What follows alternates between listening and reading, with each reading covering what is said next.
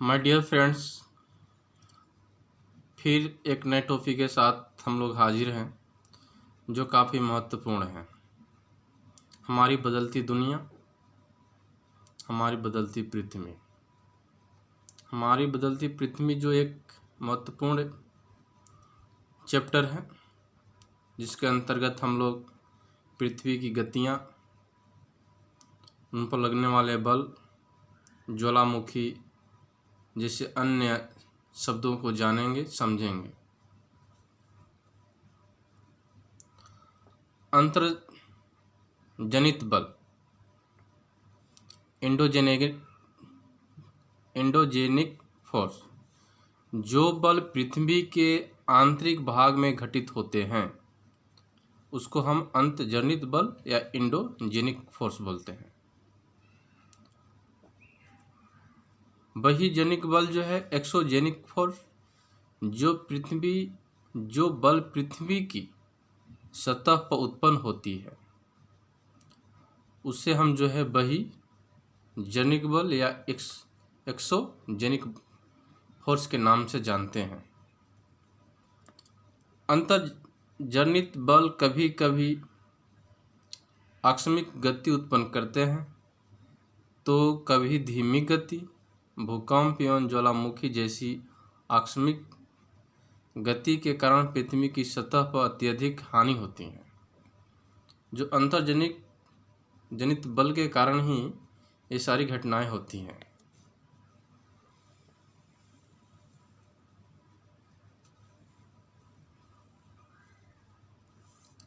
हम लोग समझेंगे पृथ्वी की गतियाँ। पृथ्वी की दो गतियाँ होती है, एक अंतर्जनित बल, दूसरा होता है बहिर्जनित बल। तो हम लोग अंतर्जनित बल जो है दो भागों में बांटा गया है, एक है आकस्मिक बल और दूसरा है पटल विरूपण बल। तो आकस्मिक बल जो है इस तरह से इसको बांटा गया भागों में, एक है भूकंप है, ज्वालामुखी है, भूस्खलन है, आकस्मिक बल जो आते हैं। पटल विरूपण में जो है उसके जो नीचे है पटल विरूपण से जो है पर्वत निर्माणकारी बल है। इसके पटल विरूपण बल से जो है पर्वत का निर्माण होता है। और ये जो है आकस्मिक बल जो है भूकंप आ जाते हैं, इसको कोई समय नहीं होता है, कोई टाइमिंग नहीं होता है कब आ जाता है। ज्वालामुखी जो है एक जो है बिना भविष्यवाणी के ही आ जाते हैं। भूस्खलन है, ये सारी घटनाएं जो है इसके अंतर्गत आते हैं अंतर्जनित बल के जो है कारण। बहिर्जनित बल जो है अपर्दन और निक्षेपण होता है। उसमें क्या होता है, नदियां का जो कटाव होता है, पानी बहता है, ये सारी जो अपर्दन निक्षेपण कारण होता है।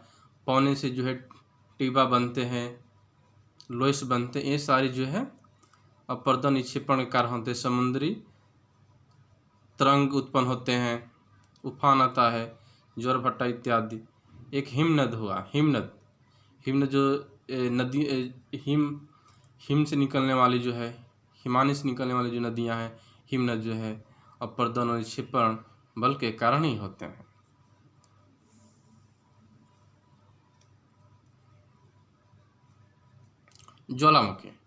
ज्वालामुखी भूपट्टी पर एक ऐसा छिद्र होता है जिससे पिघले हुए पदार्थ अचानक निकलते हैं। ज्वालामुखी में क्या होता है, ज्वालामुखी में पृथ्वी के अंदर से जो है जब मैग्मा निकलता है तो वो ऊपर आकर जो लावा के रूप में आ जाता है। पिघले हुए पदार्थ जो है अचानक निकलते हैं, उसे हम ज्वालामुखी बोलते हैं। नीचे जो है ज्वालामुखी में अन्य प्रकार की क्रियाएं होती रहती हैं।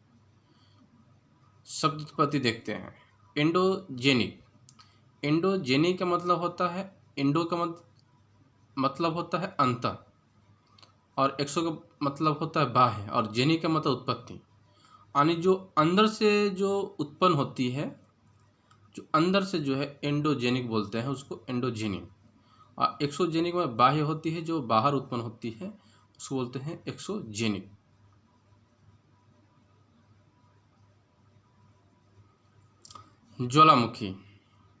ज्वालामुखी में जो एक मेटल है उसके ऊपर परपट्टी है। ये जब पिघलते हैं, आपस में टकराव होती है, तो ये मैग्मा के रूप में होते हैं। मैग्मा जब पिघल कर जो छिद्र से जो ऊपर की ओर भागता है, निकलता है, तो उसको लवा बोलते हैं। ये ऊपर वाले जो भाग है इसके निकास बोलते हैं, निकास नली है।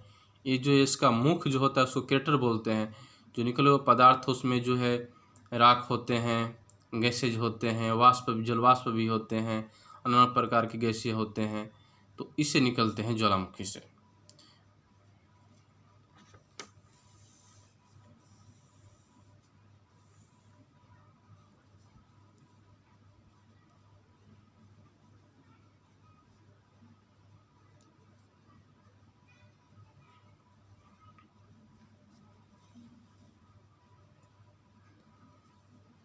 एक प्लेट है, इसको समझेंगे। जो जो यहाँ जो मूल पॉइंट है उसको उद्गम केंद्र बोलते हैं। जहाँ से ज्वालामुखी निकलती है, भूकंप निकलते हैं, तो जो केंद्र होते हैं भूकंप की उत्पत्ति होती है, तो ये उद्गम केंद्र बोलते हैं, जहाँ से निकलती जो मेन पॉइंट होता है। उसके बाद ये अधिक केंद्र हुआ, उसके बाद ये प्लेटें हैं, और ये भूकंप की तरंगे हैं। इस तरह से तरंगे निकलती है। भूकंप तरंगे सभी दिशाओं में बाहर की ओर निकलती हैं।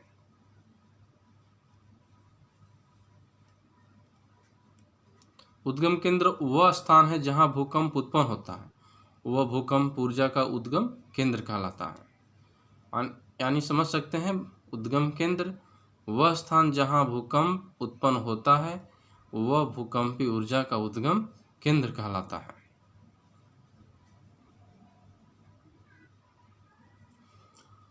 भूकंपीय तरंगे 3 प्रकार की होती है।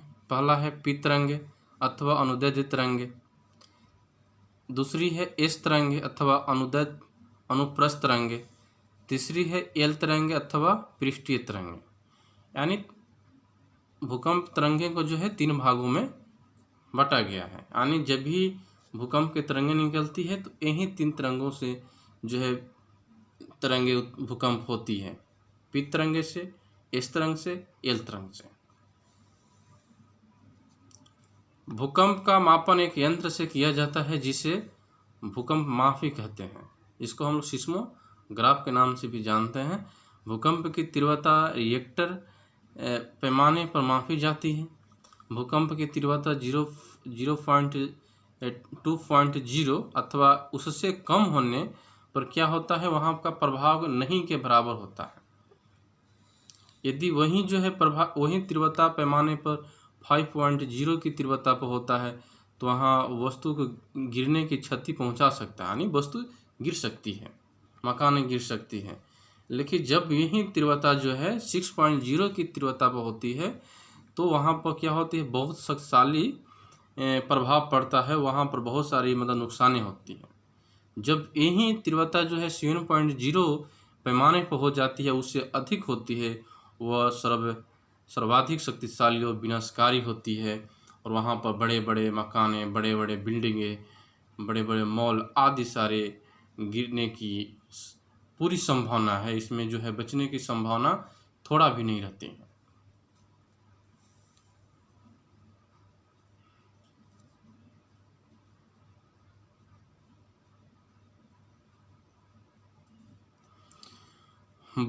भूकंप जो है गुजरात में 2001 में आया था, उसके बारे में हम समझते हैं।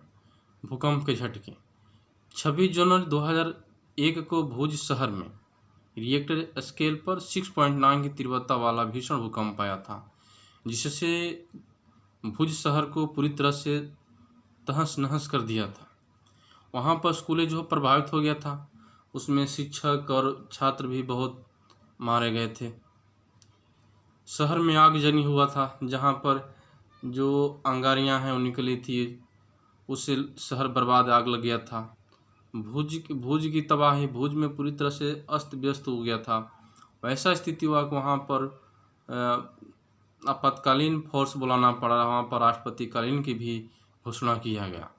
यानी उस समय 26 जनवरी 2001 को जो है पूरी तरह से जो है तहस नहस कर दिया, जो हम लोग समझ सकते हैं। यानी उसका जो तीव्रता था 6.9 था। तो आप 6.9 के बारे में समझे कि वो सब बहुत शक्तिशाली होता है। जो जान माल का काफ़ी नुकसान पहुंचाता है। यदि भूकंप की भविष्यवाणी संभव नहीं, यदि पहले तैयार हो तो बचा जा सकता है, उसे बहुत काफ़ी कम किया जा सकता है, उसे जान माल की हानि से पहुंचाया जा सकता है। लेकिन ऐसा क्या है कि हम लोग जो है, जो गांव देहात में लोग रहते हैं, स्थानीय लोग हैं, वो कुछ तरीका अपनाते हैं। उनकी सामान्य तरीका है, उनकी जो है पुरानी पद्धति के अनुसार जानते हैं, मान लगाते हैं कि जैसे जानवरों के व्यवहार में अंतर पाया जाता है, यानी जो जानवर है एक अजीब तरह की व्यवहार करने लगते हैं। जैसे तालाब में मछलियाँ की उत्तेजना होने लगती है, इधर उधर घूमने लगते हैं मछलियाँ। उसके बाद सांपों का धरातल पर आना, यानी जो जलीय, जो पृथ्वी के नीचे रहने वाले जो जीव है वो ऊपर आने लगते हैं। तो लोग, वहाँ का निवासी जो है, स्थानीय लोग समझ जाते हैं कि भूकंप आने की संभावना है, वो सतर्क हो जाते हैं और भाग जाते हैं। और बड़ी बात है कि जो मनुष्य से पहले जो है, जो कुत्ते बिल्ली इन प्राणियों को भूकंप की तीव्रता पहले मालूम होती है, जो हम लोग बच सकते हैं। पढ़ते हैं नदी के कार्य। नदी, जब नदी किसी ढाल वाले स्थान से अत्यधिक कठोर शैल या खड़े ढाल वाली घाटी में गिरती है तो वह जलप्रपात बनाती है। जलप्रपात क्या होता है? जलप्रपात जो है ऊपर से गिरती है। जिसे जलप्रपात से हम लोग वहाँ पर हाइड्रोलिक पावर लगाया जाता है, जिससे बिजली उत्पन्न किया जाता है। जो विश्व का सबसे बड़ा जलप्रपात है वो एंजल जलप्रपात है। भारत में सबसे जग स्वरूपा जो महात्मा गांधी जलप्रपात बोलते हैं, जो कर्नाटक में स्थित है। तो जलप्रपात जो है ऊपर से जो ढलान किसी पहाड़ से शैल से होकर निकलता है, उसको हम लोग जलप्रपात कहते हैं। जब नदी मैदानी क्षेत्र में प्रवेश करती है तो वह मुड़दार मार्ग पर बहने लगती है।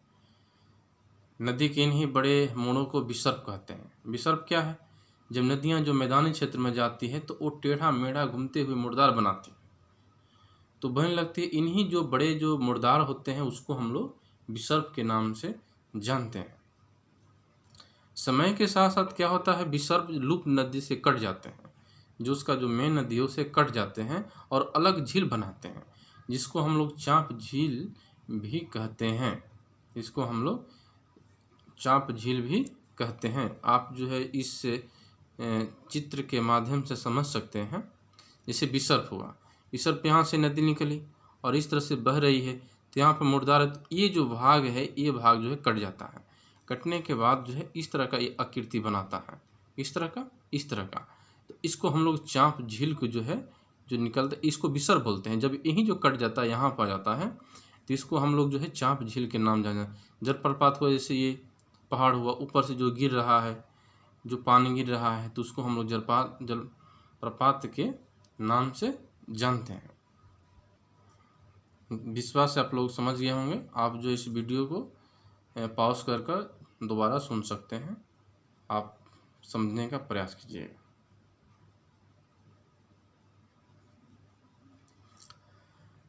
जब नदी समुद्र तक पहुँचते पहुँचते उसका प्रवाह धीमा हो जाता है तथा नदी अनेक धाराओं में विभाजित हो जाती है, जिसको हम वितरिका बोलते हैं। वितरिका क्या होता है? वितरिका जो है अलग अलग भागों में बढ़ जाता है।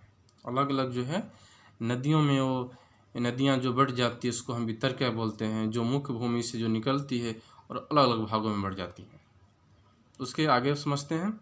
जब नदियाँ धीमी होने के साथ ही अपने साथ मलबे का निक्षेपण करने लगती है, जिससे सभी मुहाने अवसादों के संग्रह से डेल्टा का निर्माण होता है।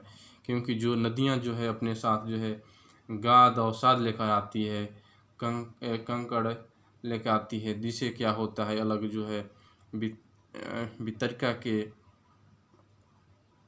साथ में जो है बदलाव होता है और साइड में जो है उनके मलबे से पूरी बन जाते हैं, तो उसको हम लोग डेल्टा के नाम जानते हैं। जो इस चित्र के माध्यम से समझ सकते हैं। ये मुख्य नदी हुई। जब ये मैदानी क्षेत्र में जाती है तो अलग अलग भागों में बढ़ जाती है, जिसको हम वितरिका बोलते हैं, वितरिका के नाम से जानते हैं। जब यही जो नदियाँ जो है अपने साथ गाद लाती है और बहुत मात्रा में भर जाता है और जो निक्षेप हो जाता है यहाँ पर स्थित हो जाता है, तो ये जो डेल्टा का निर्माण करते हैं। और हम लोग जानते हैं कि विश्व का सबसे बड़ा डेल्टा जो है गंगा और ब्रह्मपुत्र नदी का डेल्टा है, जो सुंदरबन में पाए जाते हैं।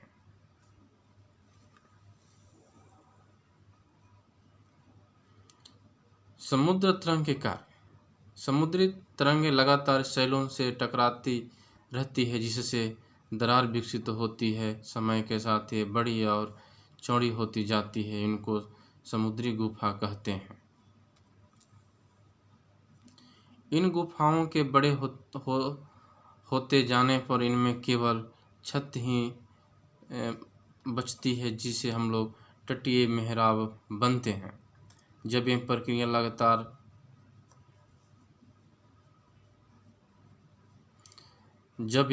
लगातार अपर्दन छत को भी तोड़ देता है और केवल दीवार बचती है, तो दीवार जैसी इन आकृति को स्टैक के नाम से जानते हैं।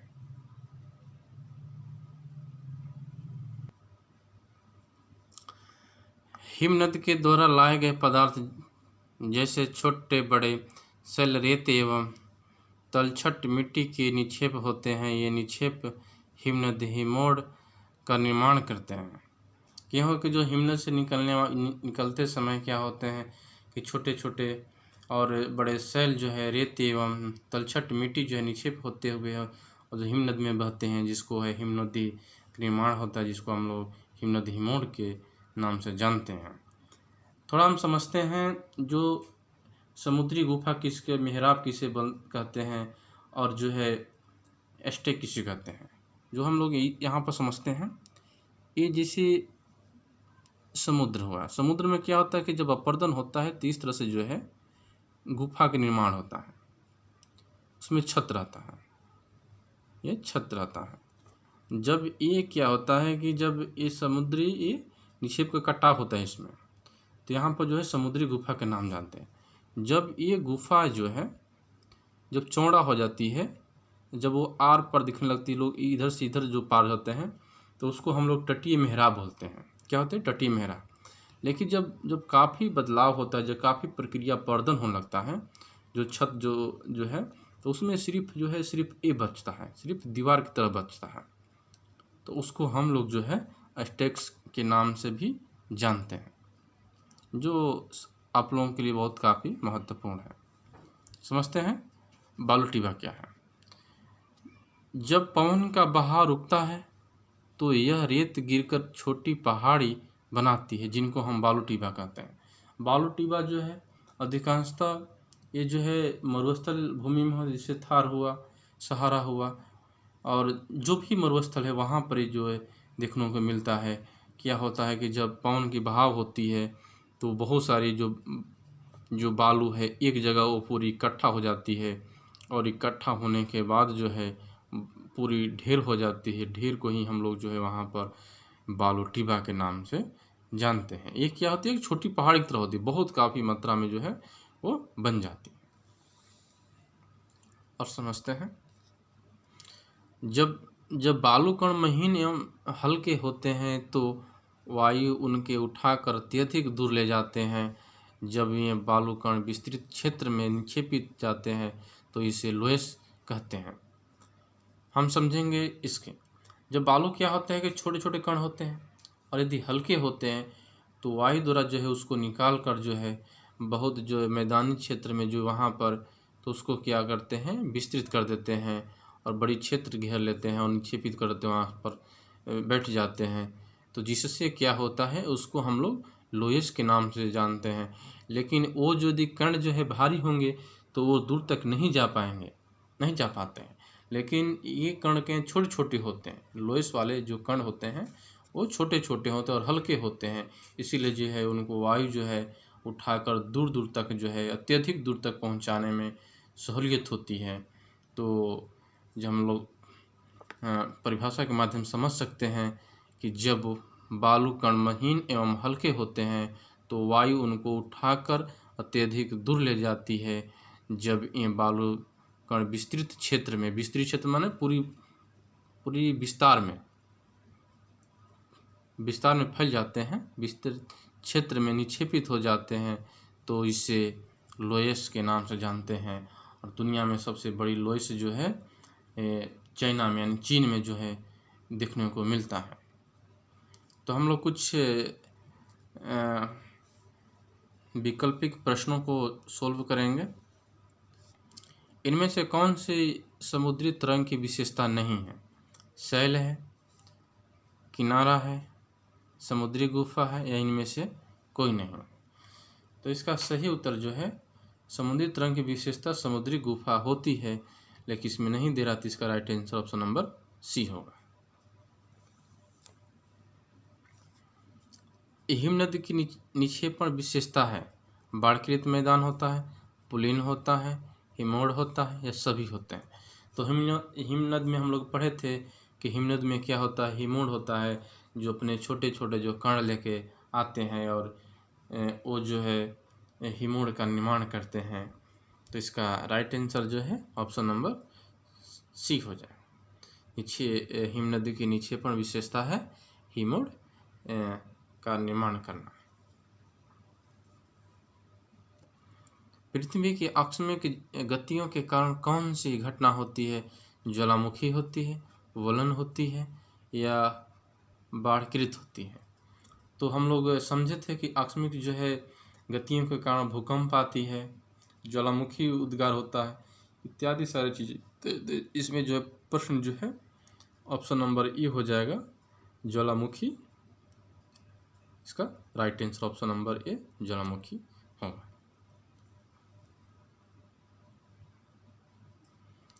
छत्रक शैलें पाई जाती हैं रेगिस्तान में या नदी घाटी में, हिमनद में? छत्रक शैल कहाँ पाई जाती है? तो इसका सही उत्तर ऑप्शन नंबर ये हो जाएगा, रेगिस्तान में जो है छत्रक शैलें पाई जाती हैं।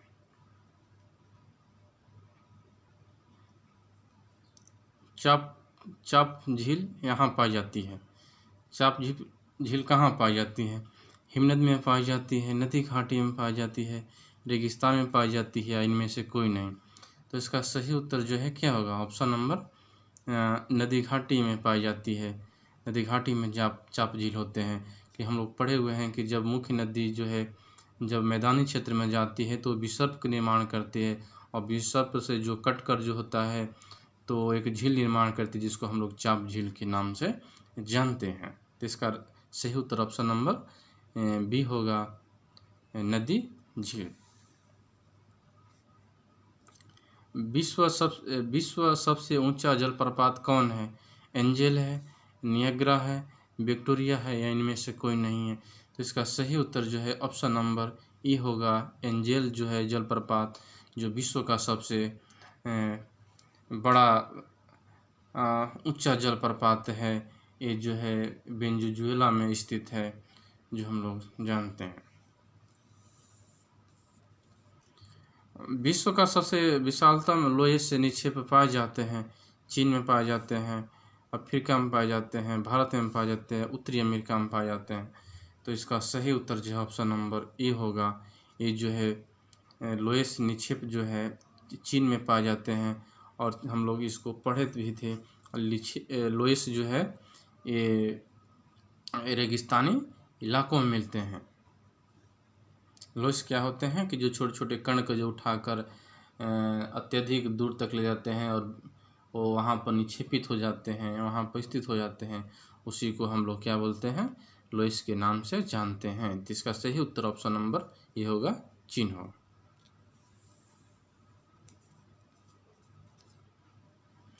भूकंपीय तरंग 3 प्रकार के होते हैं, इनमें से कौन सा इनमें शामिल है? हम लोग जानते हैं भूकंप की जो तरंगे हैं 3 प्रकार के होते हैं।